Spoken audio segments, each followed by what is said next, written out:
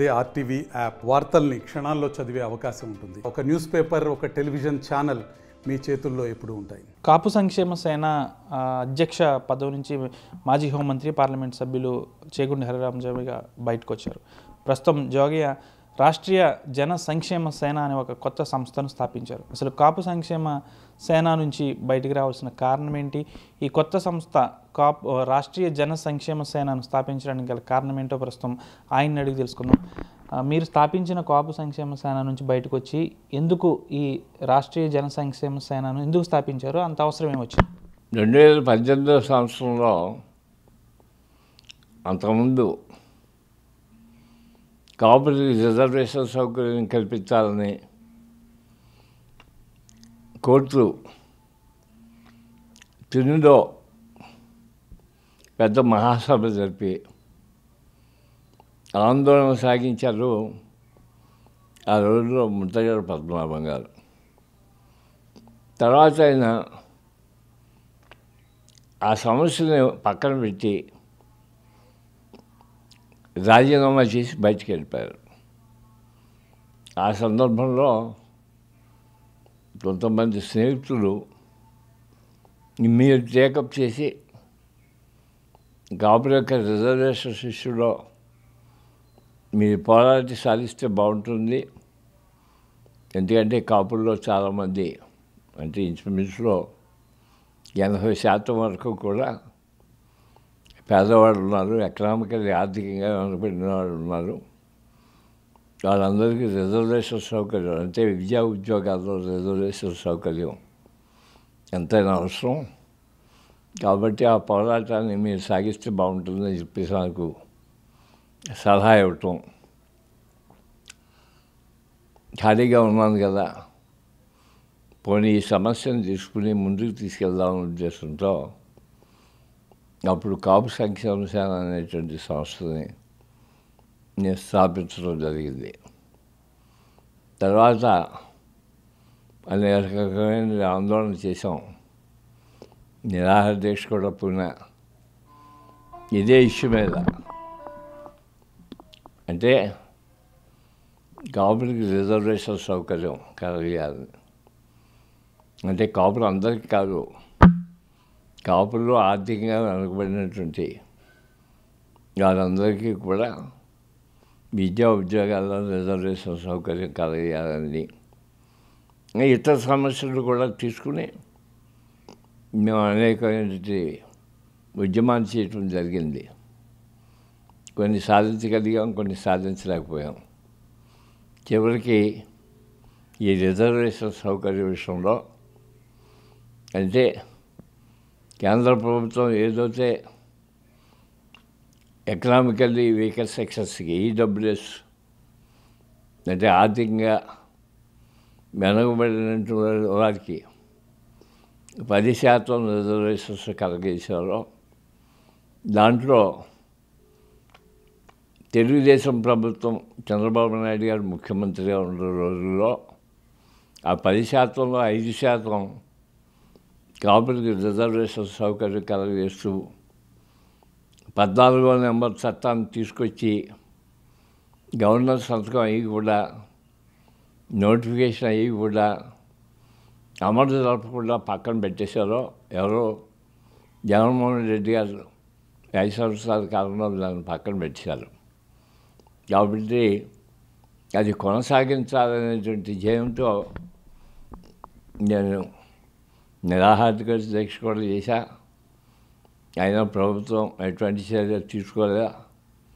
చివరికి హైకోర్టుకి వెళ్ళా. ఇప్పుడు హైకోర్టులో అది పెండింగ్లో ఉంది ఆ ఇష్యూ. అలా జరుగుతున్నటువంటి సందర్భంలో నాకు కొన్ని ఇబ్బందులు కలిగినాయి. ఏమిటంటే కాపు సంక్షేమ సేన అనేటువంటి కుల సంఘాన్ని పెట్టి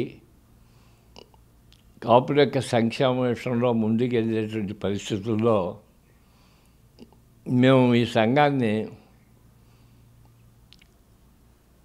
జనసేన పార్టీకి ఎఫిలియేట్ చేస్తూ జనసేన పార్టీకి సపోర్ట్ చేస్తూ పవన్ కళ్యాణ్కి సపోర్ట్ చేస్తూ ముందుకు తీసుకెళ్ళడం కూడా జరిగింది. ఆ సందర్భంలో మిగతా కులాలన్నింటిలోంచి నాకు కులముద్ర వేయటం, మా ద్వారా మమ్మల్ని సపోర్ట్ చేస్తున్నటువంటి పవన్ కళ్యాణ్ గారికి కూడా కులముద్ర వేయటం చాలా దురదృష్టకరమైన విషయం. దాని నుంచి బయటికి వెళ్ళాలంటే ఈ కుల సంఘం నుంచి బయటికి రావటమే మంచిదనే ఉద్దేశంతో ఈరోజు ఈ నిర్ణయం చేయటం జరిగింది. అంటే కాపుల యొక్క సంక్షేమం కోరాలన్నా, కాపులో ఉండేటువంటి ఆర్థికంగా వెనుకబడినటువంటి వారికి ప్రభుత్వం ఇచ్చేటువంటి ఫలాలు అందజేయించాలన్నా, కాపుల యొక్క కుల సంఘమే అవసరం లేదు, మరో రూపంగా కూడా దీన్ని మనం సాధించగలుగుతాం, రెండో పక్కన కులముద్ర నుంచి బయటపడగలుగుతాం అనే ఉద్దేశంతో నేను దాంట్లో బయటకు రావడం జరిగింది. నేనే కాదు, నాతో పాటు ముఖ్యంగా కాపు సంక్షేమంలో గౌరవ అధ్యక్షుడిగా ఉన్నటువంటి బొత్స సత్యనారాయణ గారు కూడా బయటకు వచ్చేసారు. అలాగే రాయలసీమ జిల్లాకి సంబంధించినటువంటి ఉపాధ్యక్షులు కూడా బయటకు వచ్చారు. మేమంతా కలిసి ఈ రోజున జన సంక్షేమ సేన అనేటువంటిది ఏర్పాటు చేశాం. ఈ జనసేన సంక్షేమ సేన కేవలం కాపులది మాత్రం కాదు, అన్ని కులాలకు సంబంధించిన సంస్థ ఇది. దీంట్లో బీసీలు ఉన్నారు, కమ్మాలు ఉన్నారు, ఎలవలు ఉన్నారు, క్షత్రియులు ఉన్నారు, ఎస్సీ ఎస్టీలు ఉన్నారు. ఇలాగా అన్ని కులాలకు సంబంధించినటువంటి వాళ్ళం ఒక 21 మంది కలిసి ఈ రాష్ట్రీయ జన సంక్షేమ సేన అనేటువంటి సంస్థకి రిజిస్ట్రేషన్ చేయించాల్సిందిగా కూర్చు మేము అప్లికేషన్ కూడా పెట్టడం జరిగింది. ఈ సంస్థని నిన్ననే స్థాపించాం. ఈ సంస్థ యొక్క ముఖ్యమైన ఉద్దేశం ఏంటంటే కాపులతో పాటు అన్ని కులాల యొక్క ఆర్థికంగా వెనుకబడినటువంటి వారి యొక్క సంక్షేమాన్ని కోరటం. ఈ సంక్షేమం పేరు మీద దీంట్లో ఒక విషయం నేను చెప్పాలి. ఏంటంటే ప్రతి పొలిటికల్ పార్టీ కూడా ఎన్నికల ముందు మేనిఫెస్టోలు అంటూ రిలీజ్ చేస్తున్నారు. ఆ మేనిఫెస్టో రిలీజ్ చేసినప్పుడు ఒకవేళ వాళ్ళు ప్రభుత్వం అంటూ ఏర్పాటు చేస్తే ఎవరికి ఏ రకమైన సంక్షేమం చేస్తాం, అట్లాగే ఏ కులానికి ఏ రకమైన సంక్షేమం చేస్తాం, అలాగే అభివృద్ధి ఏ రకంగా చేస్తాం అనేటువంటిది ప్రజల ముందు పెట్టి ఓట్లు అడగటం అలవాటు, అది అందరికీ తెలిసిన విషయమే. అలాగా ప్రస్తుతం కూటమి ప్రభుత్వం అలాంటి మేనిఫెస్టోని తయారు చేసి ఎలక్షన్లో నెగ్గి ఈవేళ ప్రభుత్వం ఏర్పాటు చేసింది. 5 సంవత్సరాల కాలం, 2 సంవత్సరాలు అయిపోయినా ఇంకో 4 సంవత్సరాల కాలం ఆ ప్రభుత్వం పరిపాలన సాగిస్తుంది. వీళ్ళు కూడా మేనిఫెస్టో తయారు చేశారు.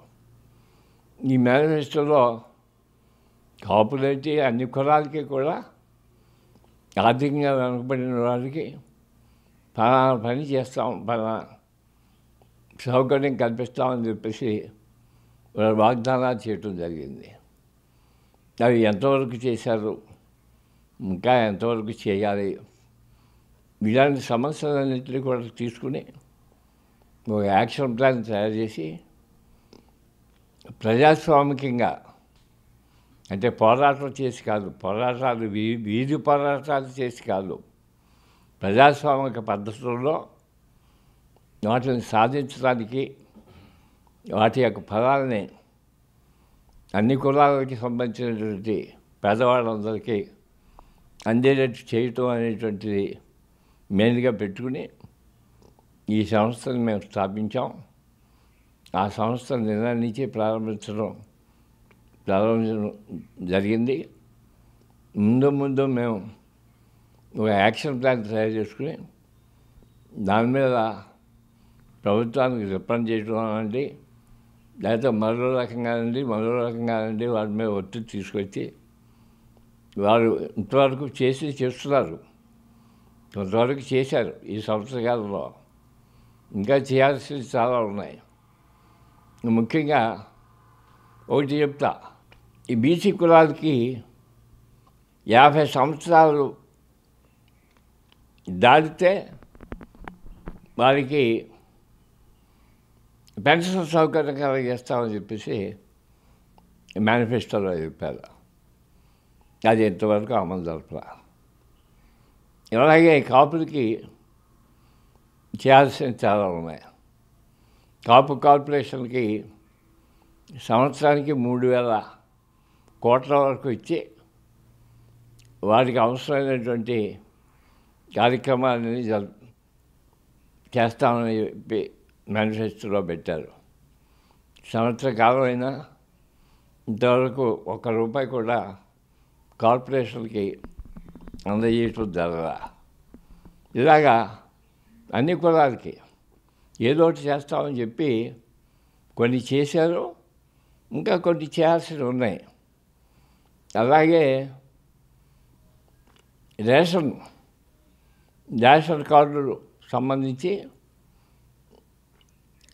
ముతక బియ్యం ఇస్తున్నారు.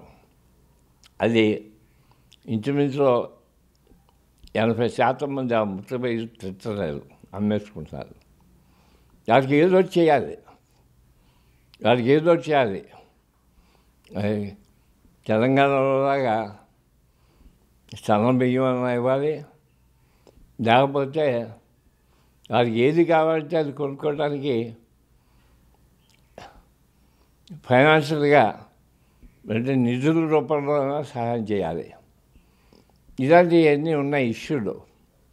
ఇలాంటి ఇష్యూలన్నిటి మీద మేము ప్రభుత్వాన్ని సంప్రదించి వారితో రాబోయే 4 సంవత్సరాల కాలంలో ఈ పనులన్నీ పూర్తి చేయించడానికి మేము ప్రయత్నం చేయాలనే ఉద్దేశంతో, సదుద్దేశంతో, అంటే రాజకీయ ఉద్దేశాలు కాదు దీంట్లో ఉన్నాయి, సదుద్దేశంతో ఈ సంస్థను స్థాపించడం జరిగింది. ఈ సంస్థలో ఒక వైఎస్ఆర్ పార్టీ వాడు తప్పితే మిగతా అన్ని పార్టీల వాళ్ళు కూడా ఈ సంస్థలో సభ్యులుగా ఉన్నారు. అయితే వాళ్ళు ఉండకూడదు అనేటువంటి ఏం లేదు. వాళ్ళు ఏ పార్టీలోనూ ఉండొచ్చు, కానీ రాజకీయ కలాపాల మీద మాత్రం మేము ఎటువంటి ప్రయత్నాలు కానీ విమర్శలు కానీ చేయటం కానీ అలాంటివన్నీ చేయకూడదు అనేటువంటి కూడా మేము తీసుకున్న నిర్ణయం. ప్రజాస్వామికంగా పోరాడి మాత్రమే ఇవన్నీ సాధించాలి అనేటువంటి ప్రయత్నంలో మేము ఉన్నాం. అందుకోసమే ఈ సంస్థను స్థాపించాం. ఈ సంస్థలో ఇప్పుడు 21 మందితోటే సభ్యులతో స్థాపించాం. అయితే అనేక మంది దీంట్లో చేరి మాకు మద్దతుగా వారి యొక్క సేవలు కూడా అందించే అవకాశాలు ముందు ఉన్నాయి. కాబట్టి ముందు ఇంకా దీన్ని ఎక్స్పాండ్ చేస్తాం. అలాగే జిల్లా కమిటీలు వేస్తాం, మండల కమిటీలు వేస్తాం, నియోజకవర్గ కమిటీలు వేస్తాం. ఆ రూపంగా దీన్ని రాష్ట్రం అంతా కూడా బాగా ఎక్స్పాండ్ చేసి మేము అనుకున్నది సాధించడానికి అన్ని రకాలుగా ముందుకెళ్తామని చెప్పేసి ఆ రంగానే ముందుకెళ్తున్నామని చెప్పేసి సందర్భంగా తెలియపరచడం. అంటే మీరు స్థాపించిన ఈ రాష్ట్రీయ సంక్షేమ సేన అన్ని వర్గాల వారికి అభివృద్ధికి తోడ్పడుతుందని చెప్పి మీరు అంటున్నారు. అంటే త్వరలో, ఇప్పుడు కాకపోయినా అతి త్వరలో ఏమన్నా మీరు స్థాపించిన ఈ రాష్ట్రీయ జన సంక్షేమ సేన ఒక పొలిటికల్ పార్టీగా మీ ఆధ్వర్యంలో ఎదిగే అవకాశం ఉందా? రాజకీయాలకి దీనికి సంబంధం లేదు, చెప్పారు కదా. దీంట్లో అన్ని రాజకీయ పార్టీకి సంబంధించిన ఉన్నారు, ఒక వైఎస్ఆర్ పార్టీ తప్పలే. కాబట్టి ఎవరున్నా సరే ఎవరి పార్టీలో వాడు ఉండొచ్చు, ఆ పార్టీ కార్యక్రమాల్లో వాడు పాల్గొనవచ్చు. మా సంస్థకి ఎటువంటి అభ్యంతరం లేదు. అంతేగాని దీన్ని మాత్రం ఒక పొలిటికల్ పార్టీగా స్థాపించడం, రాజకీయంగా ముందుకు తీసుకెళ్ళడం అనేటువంటిది మా ఉద్దేశం కాదు. ఆ రకంగా ఈ స్థాపన జరగలేదు. కాపు సంక్షేమ సేనతో కేవలం ఒక కులముద్ర పడిపోవడంతో అన్ని వర్గాల వారు కాస్త ఇబ్బందులకు గురవుతున్నారు. కాబట్టి రాష్ట్రంలో అన్ని సామాజిక వర్గాలకి అంతా కూడా బాగుండాలి, వారందరూ కూడా అభివృద్ధి చెందాలని ఒక ముఖ్య ఉద్దేశంతో రాష్ట్రీయ జన సంక్షేమ సేనను స్థాపించాము. అయితే దీనికి సంబంధించి ఎన్నికల్లో కూటమి ప్రభుత్వం ఇచ్చిన హామీలను అమలుపరిచే విధంగా కూటమి ప్రభుత్వంపై ఒత్తిడి తీసుకొస్తాము. ఇప్పటికే కొన్ని హామీలు అయితే అమలయ్యాయి, కానీ మిగిలినవి కూడా అమలు చేసే విధంగా కూటమి ప్రభుత్వంపై ఒత్తిడి తీసుకొస్తాము. తాను స్థాపించిన ఈ సంస్థలు అన్ని రాజకీయ పార్టీ నాయకులు ఉన్నారు, ఒక వైసీపీ నాయకులు తప్ప. అయితే తాను స్థాపించిన ఈ రాష్ట్రీయ జన సంక్షేమ సేన మాత్రం ఒక పొలిటికల్ పార్టీ మాత్రం కాదు, ఇది ఒక సంస్థ. దీనికి సంబంధించి అన్ని వర్గాల, రాష్ట్రంలో అన్ని వర్గాల కులాలకు అందరికీ కూడా అభివృద్ధి చెందాలని ముఖ్య ఉద్దేశంతోనే దీన్ని స్థాపించామంటూ జోగయ్య చెప్తున్నారు. Video journalist Shekhar తమ్ముల TV Palakollu నుంచి. తెలుగులో న్యూస్ కి ఫాస్టెస్ట్ యాప్ ఇప్పుడు టోటల్లీ న్యూ అవతార్లో జస్ట్ 5 seconds లో కంప్లీట్ న్యూస్. సోషల్ మీడియాలో ట్రెండ్స్ కి one stop solution. Live TV app voice search option తో ఇప్పుడే డౌన్లోడ్ చేయండి లేదా అప్డేట్ అయిపోండి. యాప్ లింక్ డిస్క్రిప్షన్ లో ఉంది.